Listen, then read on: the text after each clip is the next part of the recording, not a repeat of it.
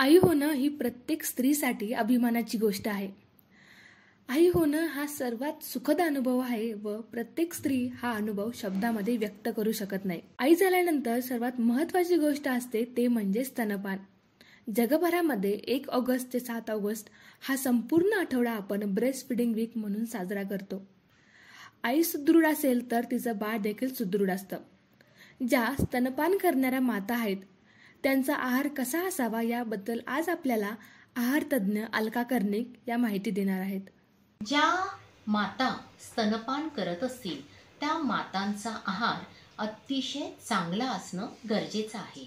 मग चांगला म्हणजे नेमकं काय, तर त्या मातेच्या आहारात भरपूर प्रमाणात कर्बोदके, प्रथिने, फॅट्स, जीवनसत्व आणि खनिजे असायला पाहिजे. आपल्याला माहिती आहे की बाळंतणीच्या आहारामध्ये खूप जास्त प्रमाणात खिरींचा वापर हा केला जातो. सख्यांनो, आपल्याला 7 दिवसांचे 7 खिरींचे प्रकार तयार करायचे आहेत. यात पहिलं प्राधान्य द्यायचं ते अळीवाला. अळीव सगळ्यांना माहिती आहे. अळीवामधनं आपल्या शरीराला खूप चांगल्या प्रमाणात लोह आणि कॅल्शियम मिळतं आणि त्यामुळे त्या दुधामुळे बाळाचा उत्तम प्रकारे विकास होतो. दुसरी महत्त्वाची खीर आहे ती म्हणजे नाचणीची. अतिशय उत्तम स्रोत असलेली ही नाचणी खिरीच्या माध्यमातून प्रत्येक स्तनदा मातेने आपल्या आहारात घ्यायची आहे.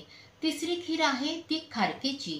मग खारकेची खीर तयार कशी करायची, तर 2 खारका रात्री पाण्यात भिजत घालायची. दुसऱ्या दिवशी सकाळी खारकेतली बी काढायची आणि याच खारका 1 ग्लासभर दुधामध्ये शिजवून त्याचं मिक्सरमधनं फिरून उत्तम स्मूदी किंवा उत्तम खीर आपण बाळंतिणीला देऊ शकतो.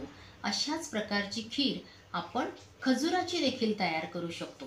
त्यानंतर उत्तम पौष्टिक खीर आहे ती म्हणजे खसखशीची. खसखशीमुळे बाळाला खूप चांगल्या प्रमाणात कॅल्शियम आणि झिंकचा पुरवठा होतो.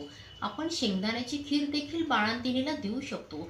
7 दिवसांच्या 7 खिरींचे प्रकार बाळंतिणीच्या आहारात, स्तनदा मातेच्या आहारात असणं गरजेचं आहे. पूर्ण प्रमाणात हिरव्या पालेभाज्या, मोड आलेली कडधान्य याचा वापर जरूर करावा.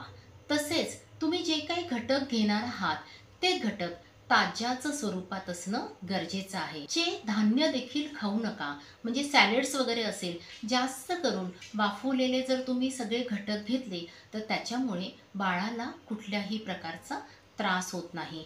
या काळात भरपूरपणे पाणी प्यायला पाहिजे.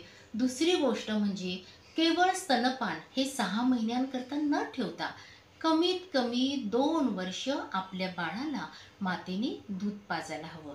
आणि तिसरी अतिशय महत्त्वाची गोष्ट जी मातेच्या आरोग्यासाठी आणि बाळाच्या आरोग्यासाठी गरजेची आहे ती म्हणजे मातेने केवळ 2 वेळा न जेवता हेच जेवण 6 फ्रॅक्शनमध्ये जर विभागणी केली, म्हणजे 6 वेळा जर माता जेवली तर अतिशय चांगलं दूध हे बाळापर्यंत पोहोचू शकतं. स्तनपान करताना खूप आनंदी राहा, आनंदी मनस्थितीत स्तनपान करा आणि जे जे घटक ज्या ज्या ऋतुमानात असतील ते सगळे घटक स्तनदा मातेने घ्यायला काहीच हरकत नाही. मातांनो, तुम्हीही चांगला आहार घ्या व तुमच्या बाळांचाही चांगला आहार ठेवा. अपूर्वा तळणीकर, न्यूज 18 मराठी, छत्रपती संभाजीनगर.